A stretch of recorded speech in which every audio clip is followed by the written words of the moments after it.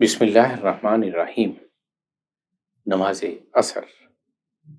हज़रत अनस रज़ी अल्लाह ताला अन्हु से रवायत है, उन्होंने फरमाया कि हजूर अकरम सल्लल्लाहु अलैहि वसल्लम नमाज असर इस वक्त अदा फरमाते जबकि सूरज बुलंद और साफ होता, एक जाने वाला बलाई हिस्से की तरफ जा सकता था।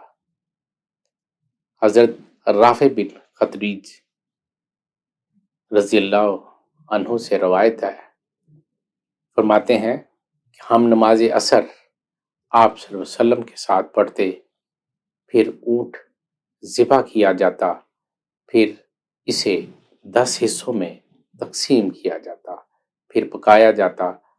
हम गरूब आफताब से पहले पका हुआ गोश्त खा लेते। हजरत अनस रज़ी अल्लाह अन्हु से रवायत है, उन्होंने फरमाया कि हजूर अकरम सल्लल्लाहु अलैहि वसल्लम नमाज असर अदा फरमाते तो इतना वक्त होता कि एक आदमी बनु हारसा के यहाँ से होकर घर वापस आ सकता था और एक इंसान ऊँट ज़िबा कर सकता था। एक ऊँट ज़िबा करके गरूब आफताब से पहले उसका गोश्त बना सकता था।